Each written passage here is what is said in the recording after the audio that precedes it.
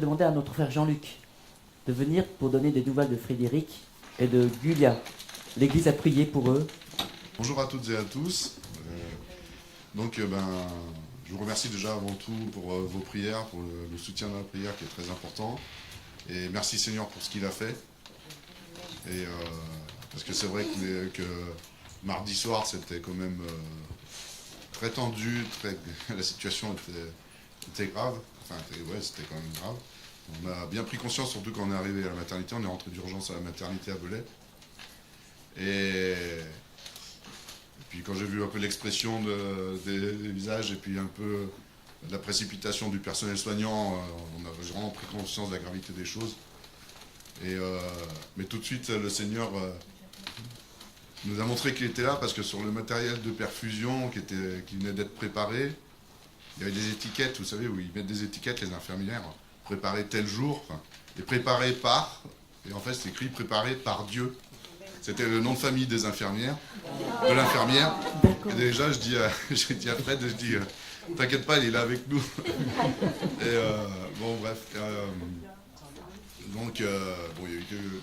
Il s'est passé après, parce qu'il y a eu le transfert à Annecy, l'opération par césarienne, etc. Donc Frédéric se remet comme une femme qui a eu une césarienne, elle se remet bien. Enfin, il y a des moments où elle est fatiguée, des fois elle est en pleine forme, elle rigole, elle fait rigoler un peu le personnel. Elle est toujours souriante, toujours comme elle a l'habitude. Et puis la petite Julia, ça va.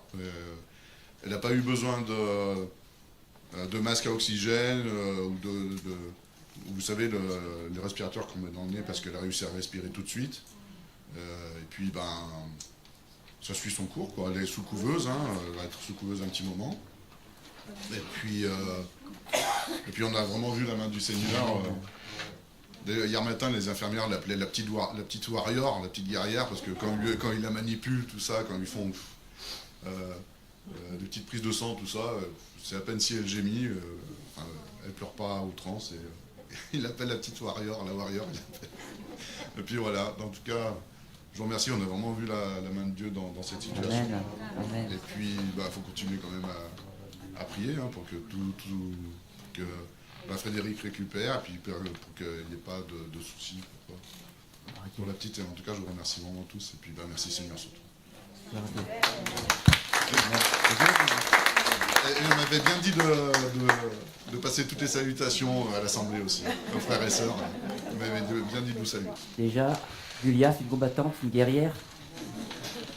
Déjà, elle veut sortir 2 mois plus tôt que prévu. Elle a hâte de combattre, le bon combat de la vie. Il faut vraiment que Dieu la bénisse ses parents et que vraiment que cette petite fille va grandir dans la grâce de Dieu et dans la foi, une fois combattante et qu'elle va devenir une combattante, comme tu l'as dit, Jean-Luc. Merci Seigneur. Gloire à Jésus. Je voudrais lire avec vous ce matin dans 1 Corinthiens, chapitre 9, verset 24. Tout à l'heure, nous avons une sœur qui a prié sur un thème qui revient, c'est sur la victoire de Christ. Et là, ce matin, j'ai à cœur de vous apporter sur justement ça rejoint ce qu'elle a dit, notre sœur, que Jésus a remporté la victoire sur la croix. Et nous sommes invités à rentrer dans cette victoire. Puisque tout a été accompli il y a plus de 2000 ans. Et nous qui avons donné notre vie à Jésus, notre cœur à Jésus, nous sommes invités à marcher de victoire en victoire. Puisque le chemin est ouvert. Jésus a tout accompli. Il a fait le plus dur. Nul autre en dehors de lui a pu accomplir ce qu'il a accompli. Jésus a accompli le plus dur. Vous vous rappelez quand Jésus, même déjà lorsqu'il était né, à peine de naître, l'ennemi veut s'en prendre au bébé, au Jésus bébé. Lorsque Hérode veut tuer tous les premiers-nés. Vous vous rappelez, Dieu l'a gardé. Parce que Jésus avait une mission qu'il devait accomplir. Et Jésus savait, en grandissant, il savait pour quelle mission il était venu sur la terre. Et le diable, à maintes reprises, essaie de le faire basculer. Rappelez-vous de ce moment où Jésus a été dans le désert, c'est vrai, envoyé par le Saint-Esprit, conduit par le Saint-Esprit, mais le diable en profitait pour le faire basculer, pour empêcher que sa mission s'accomplisse. Mais là encore, Jésus allait jusqu'au bout. Et alors que tout le monde monté un complot pour accuser Jésus, pour qu'il soit crucifié, crucifie-le, alors que c'était lui-même qui rentrait dans Jérusalem, alors que la population, le peuple l'acclamait, Hosanna, et que quelques temps après, crucifie-le. Et l'ennemi croyait avoir gagné le combat, c'est bon, c'est en effet pour lui, il va à la croix, va être crucifié, et on n'en parle plus de Jésus. Et vous connaissez aussi l'histoire. Nous n'avons le recul parce que nous avons l'histoire qui est racontée dans la Bible, dans le Nouveau Testament. Et Jésus était crucifié, c'est un fait indéniable. Il était crucifié, mais il a dit une parole avant d'expirer, avant de rendre l'âme, que tout est accompli. Et peut-être qu'à ce moment-là, tout le monde dit, ah, c'est bon, il est mort, on n'en parle plus. Et bien, vous savez qu'après, au bout du 3e jour, Jésus est ressuscité. La mort n'a pas pu le retenir. La victoire, elle est totale. Et il a mis un coup fatal à l'ennemi de nos âmes, au diable, qui lui pensait avoir gagné le combat. Mais Jésus a remporté la victoire. Il a fait le plus dur. Lorsqu'il était dans le jardin de Gethsémani, rappelez-vous de ce moment qui est intense, fort en émotion, c'est vrai, en intensité de combat. Lorsque Jésus était seul dans la prière, alors que ses disciples étaient censés être avec lui dans le combat, Jésus était seul dans le combat. Et à un moment donné, il disait, s'il était possible que cette coupe de la condamnation pouvait s'éloigner de lui. Parce qu'il réalise la lourdeur, l'intensité, la souffrance qu'il va endurer, mais il a accepté de l'endurer. Il a dit, mais toutefois, non seulement pas ma volonté, mais que ta volonté, Père. Jésus a accepté d'aller jusqu'au bout de la croix, à souffrir. Parce qu'il savait qu'il y avait un enjeu spirituel qui se met à ce moment-là. Et Jésus a accepté cet enjeu. Il a relevé le défi dans l'humilité, dans l'amour. Et il a été jusqu'au bout de la croix par compassion pour nous, pour le monde, pour l'humanité entière qui vit dans le péché. Et vous voyez, Jésus a été crucifié. Même un centenier qui a assisté à la scène a reconnu de lui-même, c'est vraiment le Fils de Dieu. Après, vous avez tout ce qui s'est passé, le ciel s'est assombri, il y a eu, le voile s'est déchiré, enfin, il y a tout, des morts ont ressuscité, enfin, il y avait tout d'événements qui ont accompagné la crucifixion de Jésus. Donc tout le monde a vu ce qui s'est passé. Et seulement, ce n'est pas un événement qui est ordinaire. Et au bout du 3e jour, là, Jésus est ressuscité, et là, on voit que la mort n'a pas pu retenir Jésus. Jésus a accompli la mission que le Père lui a confiée. Et puis, vous connaissez la suite. Jésus est reparti au ciel, dans son ciel de gloire, et il intercède en faveur de son Église. Et si nous sommes là ce matin, parce que nous sommes au bénéfice de ce que Jésus a accompli à la croix pour nous. Jésus a accompli une pleine victoire, une victoire sur le péché, puisque désormais, nous avons cette possibilité de venir à Jésus lorsque nous avons péché. Le pécheur peut venir à lui pour trouver le pardon de ses péchés. Et même le croyant, le chrétien qui a donné son cœur à Jésus, qui parfois lui arrive de pécher, il peut se relever, parce que la Bible nous rappelle, celui qui confesse ses péchés, qui a péché, il le confesse, et Jésus est fidèle et juste pour nous pardonner. Il est fidèle pour nous pardonner. Il prend plaisir à nous pardonner lorsque notre repentance est sincère, lorsque notre demande de pardon est sincère et véritable, authentique. Jésus le voit et il nous pardonne, il nous relève, il nous restaure. Parce que le péché, vous savez que le péché, ça fait des dégâts. Mais quand Jésus vient dans un cœur, lorsqu'il le pardonne, il y a une restauration qui est accompagnée de son amour. C'est l'amour de Jésus qui nous restaure, qui nous relève, pour qu'on puisse continuer à marcher, à relever la tête et à marcher. Il y en a un qui veille aussi à ce que nous soyons toujours écrasés, le diable, l'accusateur des frères et des sœurs. Tu crois que Jésus va te pardonner après ce que tu as fait? Mais la parole nous rappelle, celui qui confesse son péché, il est fidèle et juste. Et devant ça, Jésus est notre avocat, et devant cet avocat parfait, excellent, l'accusateur ne peut rien faire contre le meilleur des avocats possibles. C'est Jésus, notre avocat. Amen. Et là, c'est pour ça que ce matin, je voudrais partager avec vous ce message que j'intitule « Comment marcher dans la victoire ». Nous proclamons la victoire de Christ, nous prenons le pain et le vin, et en prenant ce pain et le vin, nous commémorons la victoire de Jésus, c'est vrai, sur le péché, sur la mort, sur la maladie, puisqu'il est dit qu'au travers de ces meurtrissures, nous avons la guérison du corps, c'est vrai, ou la guérison intérieure aussi. Et en lui, nous avons tout pleinement, puisqu'il a tout accompli sur la mort. Il a accompli une victoire pleine sur l'ennemi de nos âmes, puisqu'il les a dépouillés, publiquement, il les a dépouillés en triomphant d'elle par la croix. Le diable a été vaincu à la croix. Même s'il essaie parfois, de nos jours, de nous intimider par ses rugissements, mais la Bible nous rappelle que Le diable est comme un lion qui rugit. Hein. Il cherche qui dévorer, il cherche un moment favorable pour nous dévorer. À quel moment? Lorsqu'il voit qu'on est chancelant à un moment favorable où il voit que notre foi défaille, ou commence à douter. Et quand on laisse l'accès, il rentre dans cet accès.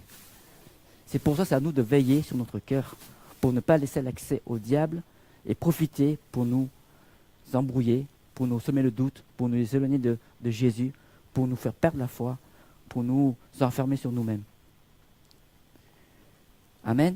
Comment marcher dans la victoire? Je voudrais lire avec vous, pour introduire ce temps, dans 1 Corinthiens chapitre 9, verset 24.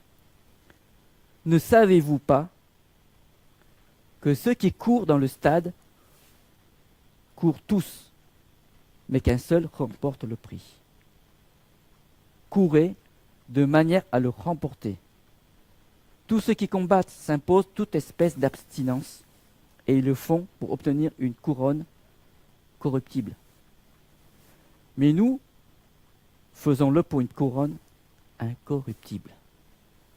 La couronne de vie qu'on recevra pour celui qui persévère, qui a persévéré, qui aille jusqu'au bout, jusqu'à le Seigneur nous remet la couronne de vie. Celui qui persévérera jusqu'au bout sera sauvé. Mais entre-temps, nous sommes sur un chemin. Il y a des obstacles parfois, il y a des embûches parfois, il y a des tentations parce que nous ne sommes pas parfaits, nous sommes sur la terre, même si nous sommes croyants, mais rappelons-nous, nous ne sommes pas parfaits, mais en Christ nous sommes parfaits. Mais c'est à nous de venir toujours en Christ pour pouvoir marcher de perfection en perfection, de victoire en victoire. Là, dans cette image, nous avons des athlètes, des sportifs qui courent autour d'un stade et chacun court de manière à pouvoir remporter une coupe. Et sur le plan spirituel, l'apôtre Paul, dans son premier épître de Corinthiens, il nous exhorte ce matin à l'église de Corinthe à que nous puissions courir de manière spirituelle, de marcher afin de pouvoir remporter la victoire, remporter la coupe qui est incorruptible, une coupe qui est éternelle, cette coupe qui est déjà acquise par Jésus à la croix du Calvaire, cette victoire qui était acquise par Jésus à la croix, mais c'est à nous de nous en approprier, parce qu'elle est personnelle. La victoire, elle doit être acquise d'une manière personnelle. Je ne peux pas acquérir à votre place cette coupe. Je ne peux pas remporter la victoire à votre place, c'est à vous de la remporter également. C'est une question personnelle, c'est une question individuelle, c'est à chacun de marcher de manière à remporter la victoire, puisque le salut est personnel. Le salut est individuel. On ne peut pas le faire à votre place. On peut prier pour vous. C'est vrai, l'Église est là pour prier les uns pour les autres, mais après, c'est à chacun de vous de s'approprier de cette victoire et de marcher par la foi. Amen.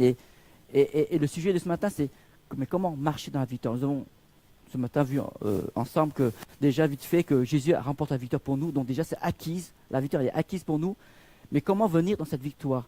Dans Romains 8, 37, il est dit, l'épître Paul aux Romains, chapitre 8, verset 37, qui nous rappelle, mais dans toutes ces choses, nous sommes plus que vainqueurs. Vainqueurs, c'est bien, mais encore plus que vainqueurs par celui qui nous a aimés.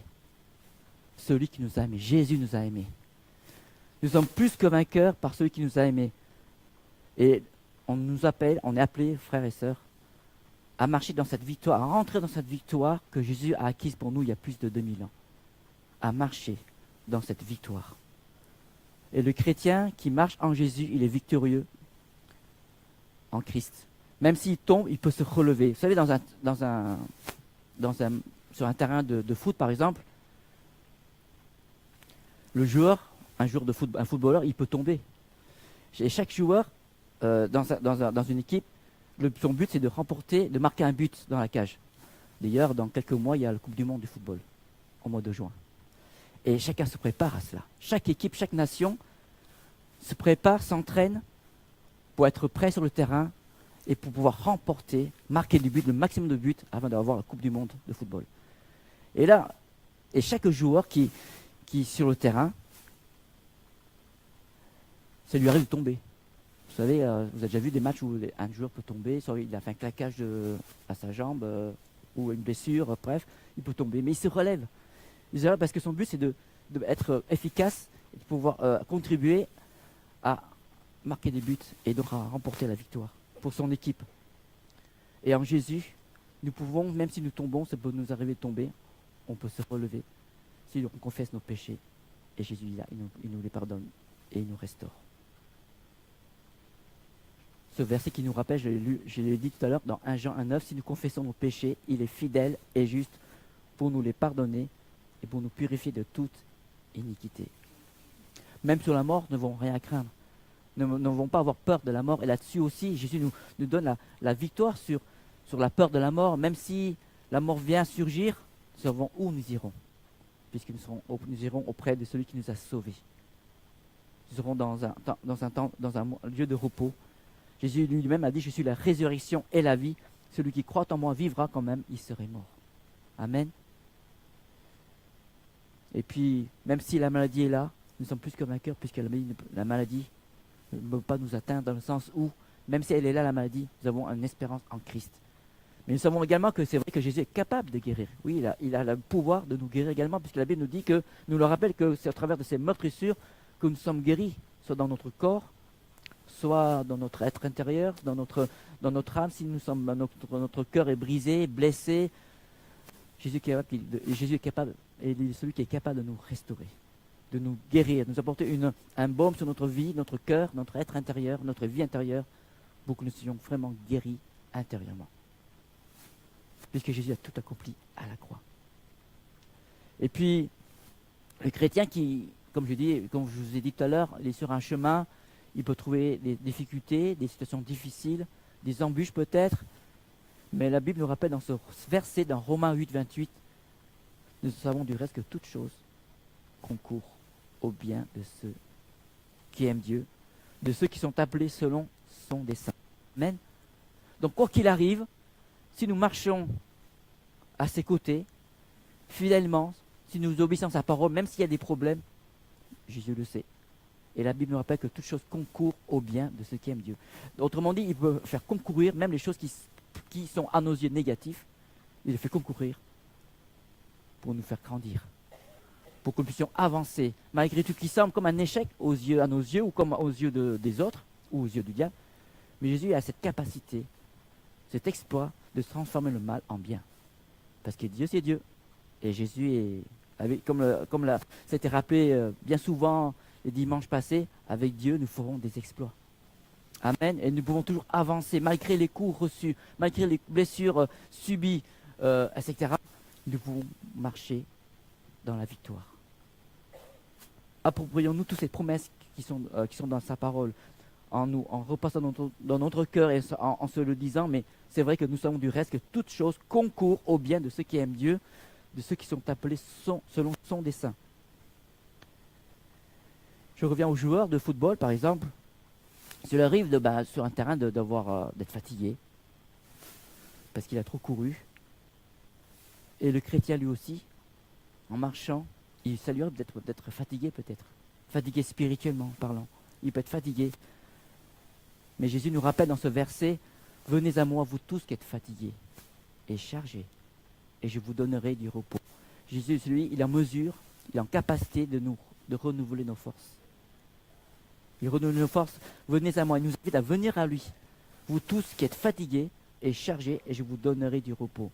Après, si vous lisez la suite de ce verset, il dit, prenez mon joug, prenez ma parole, suivez mes instructions. C'est vrai qu'un joug, c'est comme un fardeau, mais c'est un fardeau qui est léger.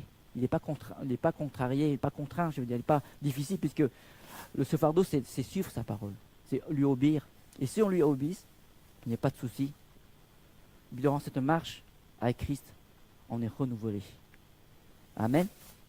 Rappelez-vous de ce verset que celui qui se confie en l'Éternel, il est comme un aigle, il est renouvelé. Et ses forces sont comparées à des aigles qui volent, qui prend son envol et qui est comme cette liberté. Il n'est pas retenu sur la terre, mais celui qui se confie en Dieu, qui se confie en Jésus, il est comme un aigle qui déploie ses ailes, qui prend son envol.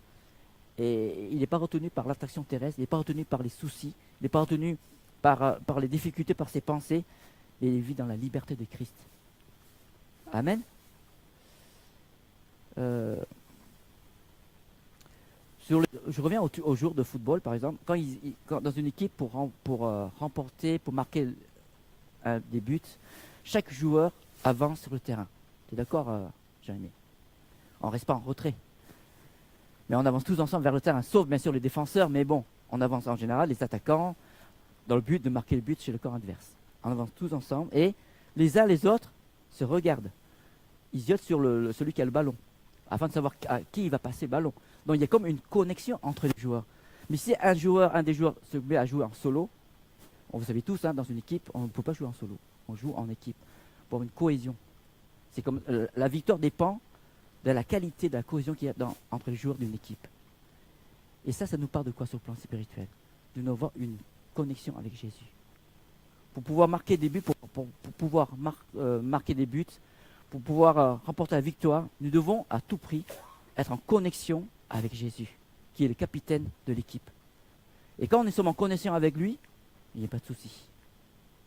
Il nous connaît, on le connaît, et comme nous sommes en connexion, la victoire, elle est à portée de main. Rappelez-vous dans Jean chapitre 15, versets 4 à 5. Jean chapitre 15, avec versets 4 à 5. Demeurez en moi, et je demeurerai en vous. Comme le sarment ne peut de lui-même porter du fruit s'il ne demeure attaché au cep, ainsi vous ne le pouvez non plus si vous ne demeurez en moi. Je suis sur le cep, vous êtes des sarments. Celui qui demeure en moi et en qui je demeure porte beaucoup de fruits, car sans moi, vous ne pouvez rien faire. Autrement dit, même si nous avons des années d'expérience, de conversion, ça ne veut rien dire. On apprend toujours avec Jésus. C'est pas parce qu'on a des 20 ans de conversion qu'on dit, c'est bon, Jésus, j'ai plus besoin de toi, je sais comment ça marche, je me débrouille. C'est là qu'on se, excusez-moi de l'expression, qu'on se casse un peu la figure. Non. Sans moi, vous ne pouvez rien faire. On doit apprendre, afin de pouvoir marcher de victoire en victoire, être dépendant de lui. Dépendant de Jésus en tout temps. Apprendre à demeurer en lui. Apprendre à rester attaché à lui. Tout à l'heure, nous avons chanté « J'abandonne ma tristesse, j'abandonne ma souffrance pour la joie du Seigneur. » Et être en communion avec Jésus, c'est quoi? Autrement dit, c'est aussi abandonner nos tristesses. Les mettre de côté nos soucis, nos tristesses, nos souffrances, pour prendre à la place la joie du Seigneur. Parce que des fois, il y a des personnes, ici je ne pense pas, tout le monde est parfait ici, mais ailleurs, peut-être qu'ils restent attachés à leur souffrance, parce qu'ils aiment ça. Sans le vouloir ou d'une manière involontaire, d'une manière inconsciente, il y a des personnes qui s'attachent à leur souffrance et ils se plaignent parce qu'ils s'attachent à leur souffrance, à leur tristesse. Et ils oublient que, laisse de côté ta tristesse, mais viens au pied du Seigneur et prends la joie du Seigneur. Dans Philippiens 4.4, il dit, réjouissez-vous dans le Seigneur, réjouissez-vous toujours dans le Seigneur. Autrement dit, toujours, dans le mot toujours, c'est pas quand tout va bien. Aujourd'hui, je suis en vacances, super, donc du coup je me réjouis dans le Seigneur. Et quand je pars en vacances ou quand j'ai des problèmes, des soucis, je ne me réjouis pas, au contraire. Même si tu as des soucis, réjouis-toi dans le Seigneur. Pas parce qu'il te donne, pas parce qu'il est, parce qu'il est notre joie. Il est notre paix, il est notre salut, c'est lui qui nous a sauvés. Donc ce qui nous permet d'avancer, frères et sœurs, dans les difficultés, c'est de rester attachés au Seigneur. En abandonnant la tristesse, si c'est le cas, en abandonnant la souffrance, si c'est le cas, et pour prendre la joie du Seigneur. Celui qui nous sait nous consoler, celui qui sait nous restaurer, qui sait nous parler intérieurement. Parce qu'il est plein de douceur, de délicatesse. Il sait comment parler à l'un et c'est comment parler à l'autre. Chacun différent par rapport à la réception de la parole de Jésus, de la réception d'une personne. À certains, Jésus parle d'une manière, à d'autres, Jésus parle d'une autre, parce qu'il sait comment lui parler à son cœur. Parce qu'il sait trouver le chemin de nos cœurs, frères et sœurs. Parce qu'il connaît nos cœurs. Donc faisons-lui confiance, venons à lui avec assurance et comptons sur sa grâce. Nous l'avons chanté tout à l'heure, grâce sur grâce. Grâce sur grâce. Je te suivrai sur le chemin étroit, sur le chemin de foi. Et marcher, être en communion avec Jésus, être attaché à lui, c'est effectivement le suivre sur un chemin étroit. Vous connaissez ce verset, hein? Il y a peu qui l'empruntent. Et pourtant, ce chemin étroit conduit à la vie éternelle, au salut. Chemin étroit, mais c'est un chemin de foi. Et en marchant dans ce chemin étroit, c'est ainsi qu'on peut faire grandir notre foi également. Parce que le foi nous amène à appliquer à mettre notre confiance en Jésus. Confiance en Christ. Nous avons chanté tout à l'heure, j'ai confiance en mon Seigneur. Nous le chantons, mais est-ce que nous le vivons, frères et sœurs? c'est une belle mélodie, c'est un beau chant qui date des années, ça date de, je ne sais plus quand, plus de 20 ans, ça c'est sûr, dans le cœur cantique. Mais est-ce que nous vivons, je te fais confiance, Seigneur. Même si mes yeux voient le contraire, mais je veux te faire confiance. C'est ainsi que le Seigneur est honoré par notre attitude. C'est ainsi que le Seigneur est honoré par notre comportement, par notre foi, parce qu'il est le chef consommateur de notre foi. Amen. J'ai confiance en mon Seigneur. S'attacher à lui, c'est également savoir compter les bienfaits de Dieu. Nous l'avons chanté tout à l'heure. Au lieu de baisser la tête, regarde à Jésus. Au lieu de te laisser écraser par tes soucis, tes problèmes, tes difficultés, tes épreuves, lève la tête, regarde à Jésus. Comment? En comptant les bienfaits de Dieu. Dans le psaume 103, on va lire ensemble. Le psaume 103.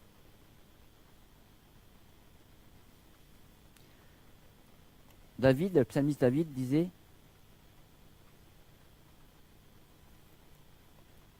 mon âme, virgule, c'est pas mon âme, en simple phrase, mon âme bénit l'éternel, c'est pas béni ité, mon âme, virgule, bénit l'éternel. C'est totalement différent.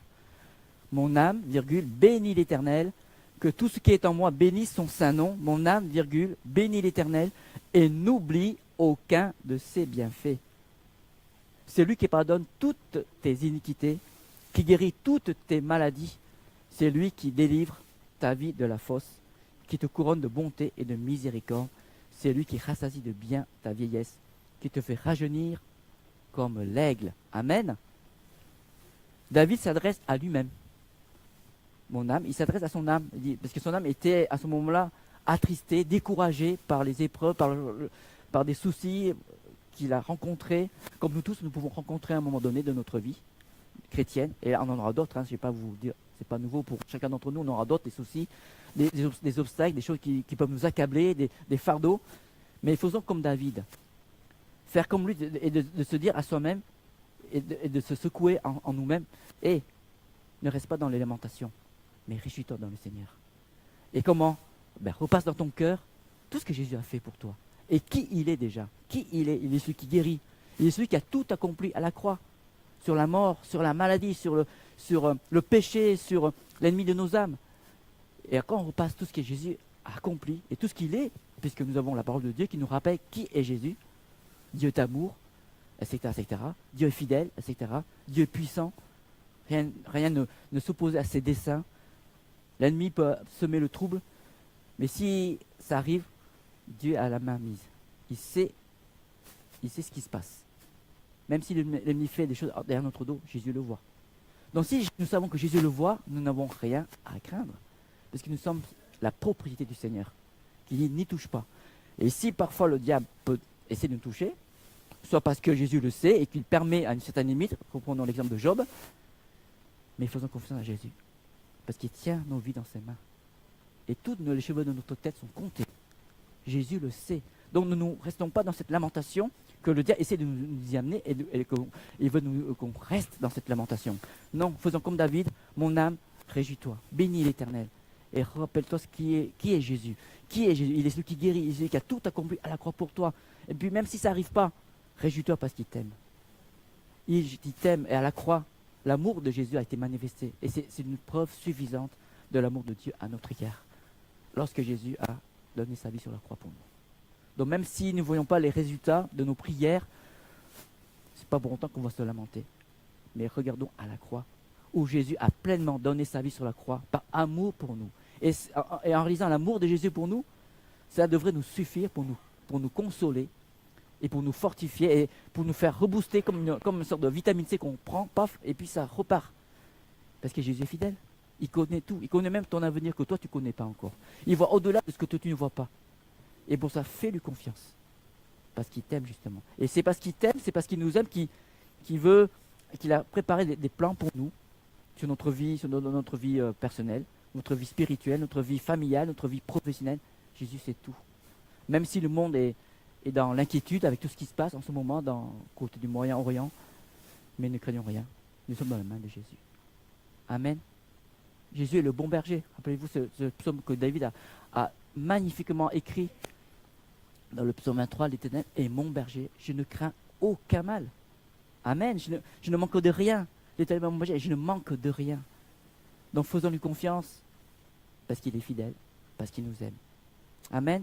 Contre les bienfaits de Dieu, et en lui comptant combien le nombre en est grand. Et c'est vrai que nous avons tendance à oublier les bienfaits de Dieu, et surtout à garder en mémoire les choses qui sont négatives. C'est pas d'accord avec moi?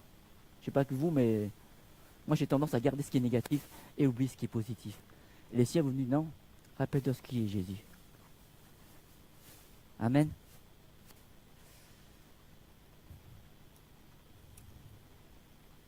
Faire confiance au Seigneur. Et comment marcher dans la victoire de Christ? Isaïe 35, il nous a rappelé, c'est dans le calme et la confiance que sera votre force. Dans le calme et la confiance. Une confiance dans un calme. Faire confiance en Jésus. Et c'est là réside notre force pour pouvoir avancer. Parce que l'ennemi, lui, ce qu'il veut faire, c'est soit nous écraser, nous enfermer dans notre inquiétude, dans une agitation, et ainsi on est épuisé. Mais si on garde notre calme et notre confiance en Jésus, on n'est pas épuisé, mais on est serein. On est dans la paix de Christ. Ce qui est important, c'est de rester dans la paix de Jésus. Celui qui demeure à l'abri du Très-Haut repose à l'ombre du Tout-Puissant. Amen. Faire confiance à Jésus. Dans 1 Timothée chapitre 4, verset 8, 1 Timothée chapitre 4, verset 8, car l'exercice corporel est utile à peu de choses, tandis que la piété est utile à tout, ayant la promesse de la vie présente et de celle qui est à venir. Amen. La promesse de la vie présente et de celle qui est à venir. La piété est utile à tout. Nous sommes appelés à nous attacher vraiment à Christ, à Dieu, et à nous attacher aux choses d'en haut. Dans un autre passage qui nous dit « Repousse les contes profanes », juste avant, le verset d'avant, « Repousse les contes profanes et absurdes et exerce-toi à la piété. » Exerce-toi à la piété, à la consécration, en restant attaché à Christ. Car la piété nous met dans une condition pour nous attacher à Jésus. Exerce-toi à la piété. Dans le livre du Semeur, version Semeur, il dit, pour le même verset, 1 Timothée 4,7, « Entraîne-toi plutôt à rester attaché à Dieu. » Entraîne-toi plutôt à rester attaché à Dieu. Il y a un effort à fournir pour chacun d'entre nous. Il nous demandait, entraîne-toi plutôt à rester attaché à Dieu. Dieu est là, mais c'est à nous de rester attachés à lui. Il est là, mais celui qui s'approche de Dieu, Dieu s'approche de lui. Et autrement dit, c'est à nous de faire cet effort, ce geste, ce pas, de venir à lui et de rester attaché à lui. Entraîne-toi. Rappelez-vous de ce verset qu'on a lu en introduction. Je relis juste pour vous. Tous ceux qui combattent s'imposent toute espèce d'abstinence. Rappelez. Ne savez-vous pas que ceux qui courent dans le stade courent tous, mais qu'un seul remporte le prix? Courez de manière à le remporter. Comment? Tous ceux qui combattent s'imposent en s'imposant toute espèce d'abstinence. Un sportif, un footballeur, par exemple, il s'impose des règles d'abstinence, une certaine hygiène de vie, une certaine alimentation, un certain rythme de sommeil, etc. Il s'abstient. Pourtant, il faisait des choses avant. Mais il sait s'abstenir, il sait abandonner telle chose pour être en bonne formation physique, en bonne préparation physique, en bonne forme physique, afin que quand il est sur le terrain, il est en capacité de remporter la victoire. Du moins à contribuer à ce que l'équipe remporte la victoire. Et sur le plan spirituel, c'est pareil, lorsqu'il dit entraîne-toi plutôt à rester attaché à Dieu. Entraîne-toi. Il y a une certaine discipline à avoir, frères et sœurs. Un sportif se discipline dans tous les sports, pour pouvoir être au meilleur, au top, pour pouvoir emporter le coupe du monde, pour emporter la victoire. Et pour le chrétien, il est appelé à avoir une discipline. D'ailleurs, le mot disciple, dans le mot disciple, il y a le mot discipline. Et Jésus nous donne Il y a toutes des lignes de comment être discipliné. Ben, de toute façon, il n'y a pas d'autres mots. Hein. Être discipliné, c'est savoir obéir à sa parole, obéir à Christ, obéir à Jésus. L'obéissance, savoir obéir à Jésus. Je voulais lire avec vous rappelez-vous cette histoire où lorsque Pierre, vous connaissez par cœur cette histoire, lorsque Pierre, toute la nuit, n'a pas pu avoir des poissons, lorsqu'il jetait son filet, et lorsque le lendemain, Jésus lui a dit de jeter le filet dans tel endroit, il a obéi, parce qu'il a dit, sur ta parole, je jetterai le filet. Il a marché dans l'obéissance, il a obéi à la parole de Jésus. Et c'est parce qu'il a obéi à la parole de Jésus qu'il a vécu le miracle. De la même manière, si tu veux marcher dans la victoire, obéis à Jésus.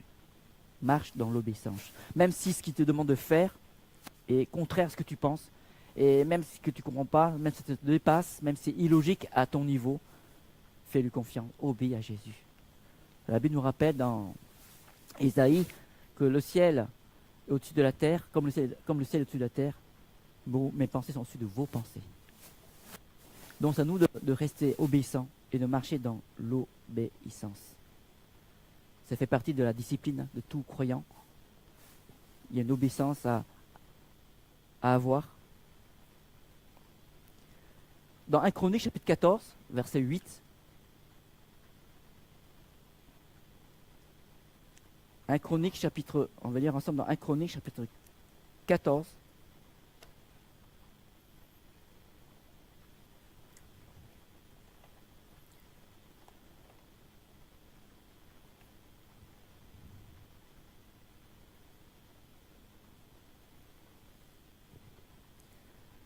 Un Chronique, chapitre 14, verset 8.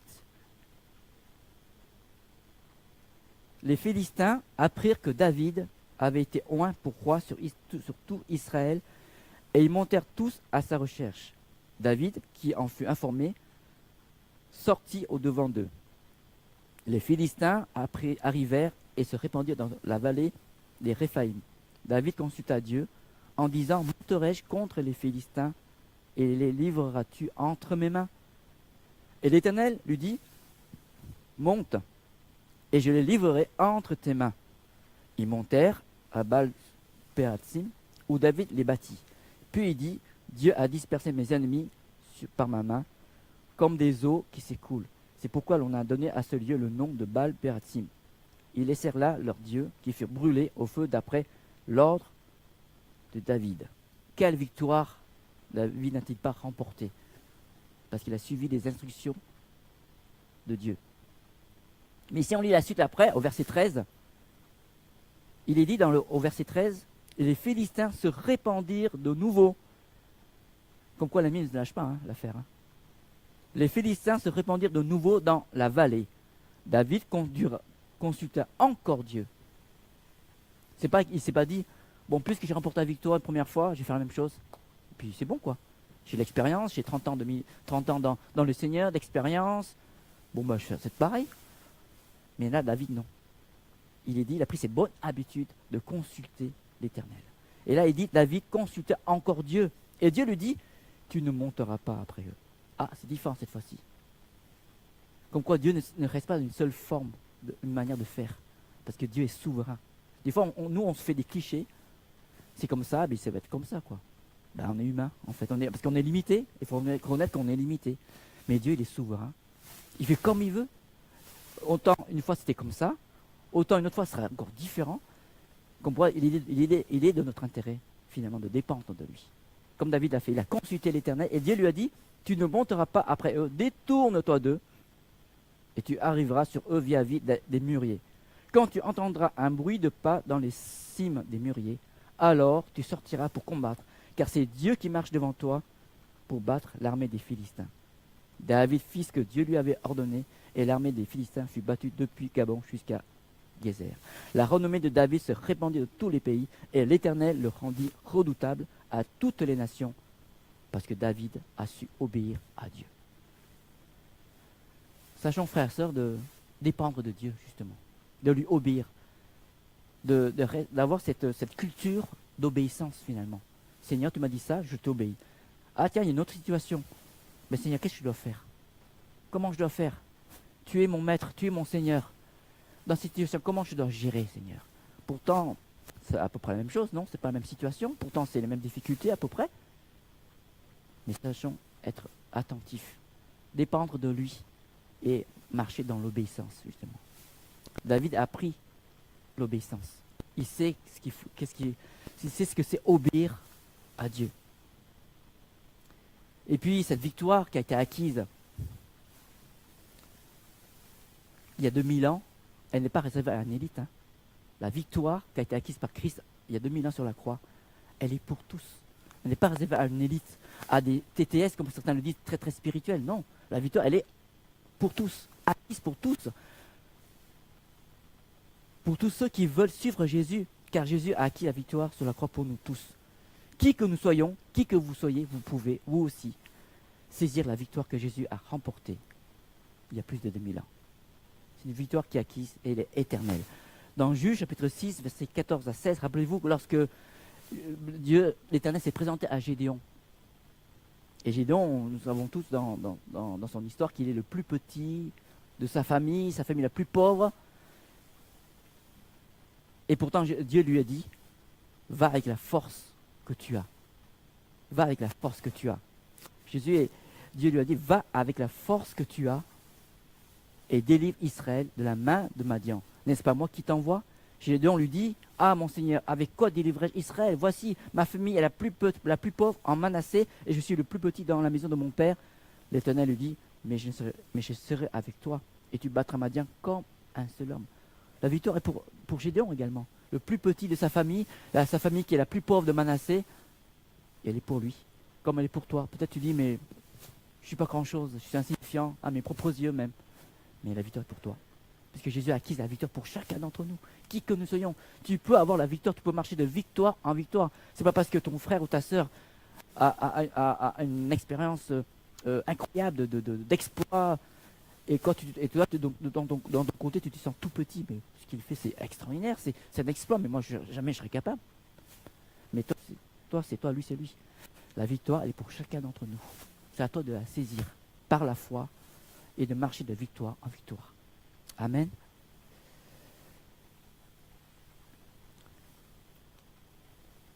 Et enfin,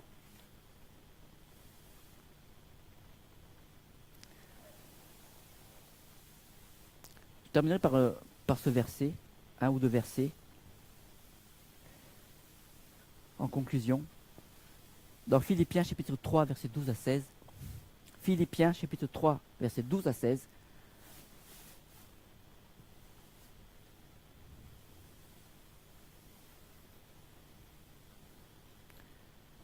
Philippiens chapitre 3, versets 12 à 16. Ce n'est pas que j'ai déjà remporté le prix ou que j'ai déjà atteint la perfection, mais je cours pour tâcher de le saisir. Puisque moi aussi j'ai été saisi par Jésus-Christ. Frère, je ne pense pas l'avoir saisi, mais je fais une chose, oubliant ce qui est en arrière et me portant vers ce qui est en avant. Je cours vers le but pour remporter le prix de la vocation céleste de Dieu en Jésus-Christ. Amen. Je reviens au jour de football, ils vont vers l'avant. Pour marquer le but, ils ne vont pas rester en arrière, mais ils courent vers l'avant en étant en connexion les uns aux autres et de marquer et de frapper sur le ballon pour que le ballon rentre dans la cage du camp adverse. N'est-ce pas, Jérémy? C'est comme ça que tu fais, non? Tu ne restes pas en retrait. Ah, tu es spectateur, tu regardes, tu dis comment ils font. Après, non, tu es participant. En général, tu es quoi? Tu es attaquant? Défense? Comment? Au milieu? Donc tu as une vision, tu vois ce qui se passe à droite, à gauche, devant, derrière. Et ils vont tous vers l'avant pour essayer de marquer un but et mettre le ballon dans la cage du camp adverse. D'accord avec moi? Mais la même chose. Là, dans Philippiens, il est dit, je fais une chose, oubliant ce qu'il y a en arrière. Il ne regarde pas vers l'arrière, mais il court vers l'avant. Je cours vers le but pour remporter le prix de la vocation céleste de Dieu en Jésus-Christ. Un joueur de football n'a jamais le regard en arrière ce qui se passe. Il court vers l'avant. Donc s'il regarde en arrière tout en courant vers l'avant, il ne sera pas efficace. Tu as essayé de courir et en ayant le regard vers l'arrière, c'est pas évident, tu cours moins vite peut-être, c'est sûr. Et pour être efficace, il faut courir vers l'avant. Et les yeux vers l'avant, vers le but. Et marquer un but dans la parole de Dieu, celui qui manque le but, pécher contre Dieu. Pécher, c'est manquer le but. C'est manquer la direction que Dieu a t'a destinée. La direction que Dieu a préparée pour toi. Et pour ne pas manquer le but, il faut avoir les yeux fixés vers l'avant. Vers Jésus, rester attaché à lui. Amen. Pour remporter la victoire, il faut donc regarder vers l'avant. Avancer vers le but. Courir vers le but. Ne regardons pas vers le passé qui peut nous affliger, qui peuvent nous décourager. Peut-être que nous avons un passé, peut-être, nous avons un bagage qui est peut-être là, lourd à porter, mais ne regardons pas à ce passé-là. Regardons à Jésus qui est celui qui nous restaure, qui guérit nos cœurs des blessures du passé, par exemple. Mais regardez vers Jésus, être en communion avec lui, être en connexion avec lui. Et donc pour ça, ne restons pas dans le passé, mais regardez en avant vers l'avenir, vers les projets que Dieu a en réserve pour chacun d'entre nous. Et marchons ensemble, marchons vers l'avant et progressons dans l'œuvre de Dieu vers l'avant, en allant vers l'avant. Et l'apôtre Paul, avant la fin de sa vie, a pu dire dans 2 Timothée chapitre 4, versets 7 à 8, 2 Timothée chapitre 4, versets 7 à 8, j'ai combattu le bon combat, j'ai achevé la course, j'ai gardé la foi, désormais la couronne de justice m'est réservée. Le Seigneur, le juste juge, me la donnera dans ce jour-là, et non seulement à moi, mais encore à tous ceux qui auront aimé son avènement. J'ai combattu le bon combat, j'ai achevé la course, j'ai gardé la foi, désormais la couronne de justice m'est réservée. Le Seigneur, le juste juge, me la donnera dans ce jour-là, et non seulement à moi, mais encore à tous ceux qui auront aimé son avènement. Amen. Ayons en vue cette couronne que Jésus veut nous donner. Et pour cela, restons dans le combat. Parce que la marche, la course chrétienne est parsemée de combats. Et il n'y a pas de victoire sans combat. Vous êtes d'accord avec moi? Il y aura des combats. Mais le combat, elle peut être gagnée si nous restons en Christ. Et nous sommes appelés à marcher de victoire en victoire pour remporter cette victoire. Parce que déjà, Jésus l'a remporté pour nous déjà, il y a plus de 2000 ans. C'est nous rentrer dans ses promesses, à marcher par la foi et à remporter la victoire qui nous attend. La couronne nous attend, le prix de la victoire nous attend déjà là-haut. Puis à nous de rester fermes et de marcher jour après jour dans l'obéissance, dans la fidélité, dans la communion avec Jésus, dans la consécration, dans la sanctification. Et Dieu nous attend. À nous d'être persévérants. Amen. Nous prions. Seigneur, te bénissons Jésus pour ta parole, Seigneur. Merci parce qu'à la croix, tu as tout accompli pour nous, pour notre victoire. C'est en toi que nous pouvons remporter des victoires. C'est en toi que nous pouvons marcher de victoire en victoire. Et même si parfois nous pouvons tomber, toi tu nous relèves, Seigneur. Quand nous nous approchons de toi, tu nous relèves, tu nous restaures, Seigneur. Tu es notre abri, notre refuge, notre force. Et nous te bénissons parce que tu es fidèle. Et c'est par grâce sur grâce, comme nous l'avons chanté, que nous pouvons avancer avec toi. Grâce sur grâce. Tu nous connais mieux que nous-mêmes. Tu nous connais mieux que quiconque. Dans notre cœur, ce que nous sommes, Seigneur. Et tu veux nous aider, jour après jour, à marcher avec toi, de victoire en victoire. Merci, Seigneur, pour ta fidélité. Merci pour le prix de la victoire que tu as remporté pour nous en donnant ta vie sur cette croix. La victoire sur l'ennemi de nos âmes, la victoire sur le péché, la victoire sur la mort, la victoire, Seigneur, sur la maladie, la victoire sur toutes les difficultés. Tu es grand, Seigneur, et nous voulons vraiment compter sur ta grâce et marcher de victoire en victoire, comme David l'a fait lorsqu'il a combattu contre Goliath. Et Goliath était plus fort humainement parlant, mais il a remporté la victoire parce qu'il s'est confié en toi. Et nous voulons nous confier en toi, Seigneur, même si nous avons des Goliaths autour de nous, mais ces Goliaths sont déjà vaincus, parce qu'à la croix, tu as tout accompli. Au nom de Jésus, Amen.